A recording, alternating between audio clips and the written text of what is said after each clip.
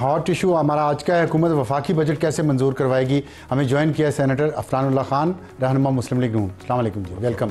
ये सबसे पहले तो सियासी बात कर लेते हैं, पॉलिटिकल इकोनॉमी की, कि आप बजट पेश कर दिया आपने, उस पर तनकीद भी हो रही है, आपके कुछ चाहने वाले उसकी तारीफ भी कर रहे हैं, लेकिन ज़्यादा तनकीद ही कर रहे हैं, हमेशा बजट पे होती भी है। पीपल्स पार्टी ने कहा है कि हम तो ये बजट नहीं मंजूर करेंगे, उन्होंने मुखालफत कर दी है, तो आप बजट मंजूर कैसे करवाएंगे?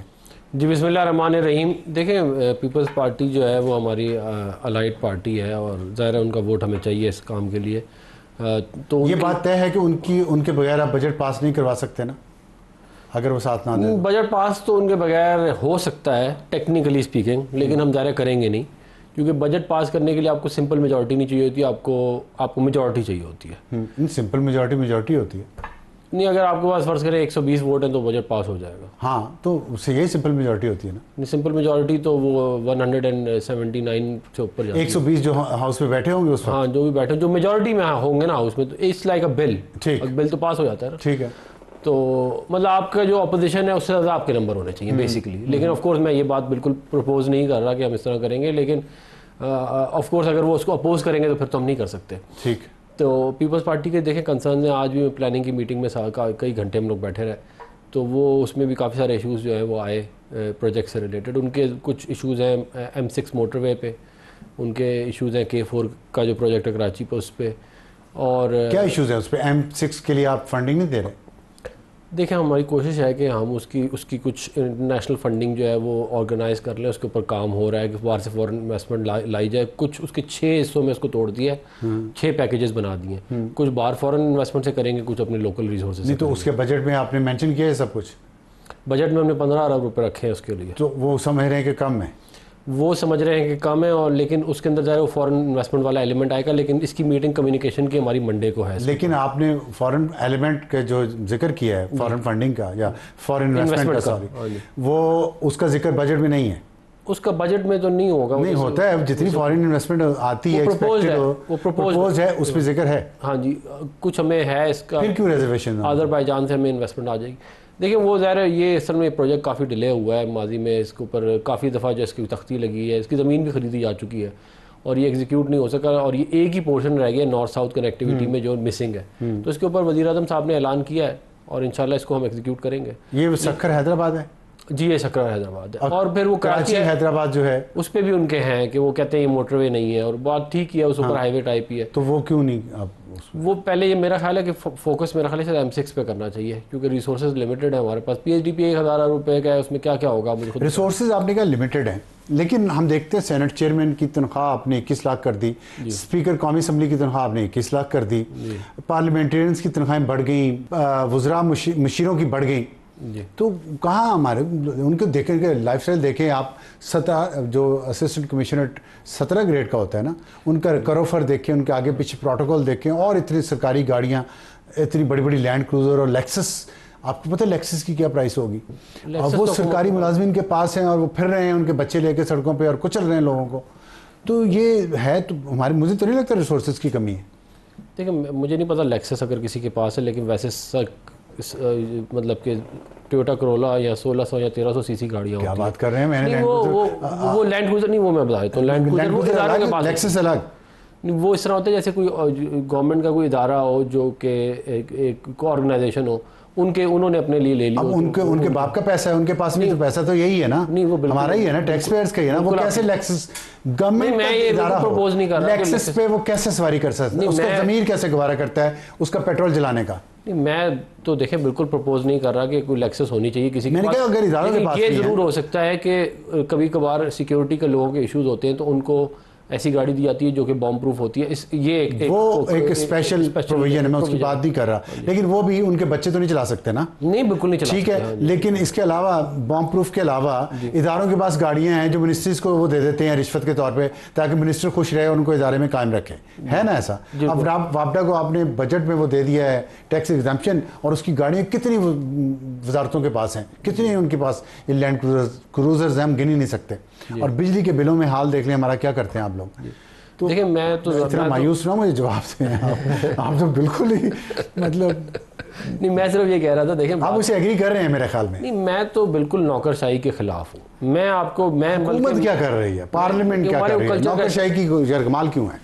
देखिए एक तो कल्चर का कुछ हिस्सा बन गया है, वो ऐसा ऐसा जाते जाते ही जाएगा। लेकिन मैं वैसे आपको बता दूं कि देखें जो टोटल एक्सपेंस जो बजट है ना पाकिस्तान का, वो है तकरीबन 17,637 अरब रुपए का। ठीक है।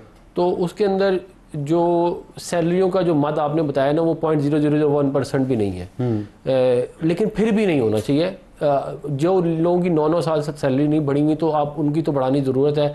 अब देखें, अगर एक फ़र्ज़ करें एक डिप्टी चेयरमैन है या डिप्टी स्पीकर है या स्पीकर है, उसके पास सैकड़ों लोग आते हैं, उसने उनको चाय पिलानी होती है, उसने उनको कुछ, ऐसा तो नहीं हो सकता ना। उसकी अगर आप बिल्कुल 2 लाख 2.5 लाख रुपए तनख्वाह कर देंगे, फिर आप उसके बाद आप कहते हैं करप्शन भी ना हो। 8 लाख रुपए की चाय पिलाते हैं वो महीने में? 2-2.5 लाख रुपए नहीं, आप बहुत चाय, आप मुझे बताएं ना, खाली चाय नहीं होती, मेहमान आ रहे हैं और आपने बड़े करने होते हैं। ये अब मुझे बताइए हल्के चलाने गिलानी कितने अमीर आदमी हैं, अयाज सादिक, लेकिन आप अमीर आदमी की बात ना करें। देखिए आप ये बताएं कि अगर एक ईमानदार आदमी उस ओहदे पे बैठा हो तो वो क्या करे? तो मुझे बताएं फिर 37,000 में एक बंदा, जब आप मिनिमम तनख्वाह 37,000 है, आप मुझे बताएं वो कैसे गुजारा करे? आप कह रहे हैं ना कि सेनेट चेयरमैन ने और स्पीकर कौमी असम्बली ने चाय पिलानी है तो इसलिए 21 लाख तनख्वाह होनी चाहिए। वो बंदा जिसने 37,000 रुपये आप उसको दे रहे हैं, उसने घर चलाना है, और आपने इसलिए तनख्वाह नहीं बढ़ाई कि आप इंडस्ट्रियलिस्ट को नाराज़ नहीं करना चाहते। ये इंसाफ है? ये मुआशरा, ये वेलफेयर स्टेट है? नहीं देखें, हमने जो है वो जो लोएस्ट जो स्लैब है उसको 2 दफ़ा ऊपर लेके गए हैं हम। लेकिन आप लोएस्ट स्लैब को आप एक चेयरमैन की तनख्वाह से तो नहीं कंपेयर कर सकते। क्यों नहीं कर सकते? क्यों नहीं, उसकी सरकारी मुलाजिम की आप फिर भी शायद कर सकते हैं, लेकिन आप इसका मतलब आप क्लासिज्म पे बिलीव करते हैं? नहीं, मैं बिल्कुल क्लासिज्म पे बिलीव नहीं करता। मैं 21 लाख में गुजारा नहीं हो रहा, जिसको पहले खुद ही अरबपति है। नहीं, लेकिन हर बंदा अरबपति नहीं होता। प्राइम मिनिस्टर शहबाज शरीफ आपके पास, तो फिर नहीं, हर बंदा अरबपति नहीं है। हमारे मैं अरबपति नहीं हूं। आप नहीं हूं तो आप इसलिए स्पीकर भी नहीं बने, सेनेट चेयरमैन भी नहीं बने, ना बनेंगे।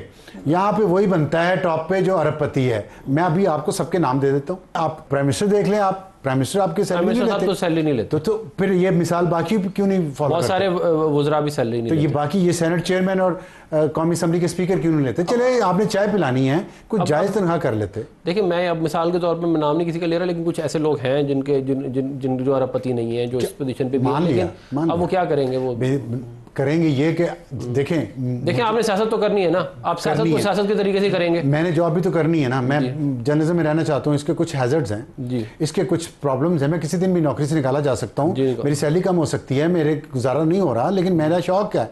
आपको शौक है सियासत करने का, तो उसकी कुछ लिमिटेशंस भी है ना। अकाउंटेबिलिटी है लोगों के सामने। बिल्कुल अकाउंटेबल, हम आवाम के सामने अकाउंटेबल हैं। आपके बजट के मुताबिक 45% लोग गुर्बत से नीचे, सतह वो जो गुर्बत है उससे नीचे हैं, 45%। मैं उसको थोड़ा सा आपको बता दूं इसके ऊपर कि देखें, वो जो डेफिनेशन थी पॉवर्टी की, वो वर्ल्ड बैंक ने चेंज कर दी। पहले थी $2.3, अब वो $3 हो गई है।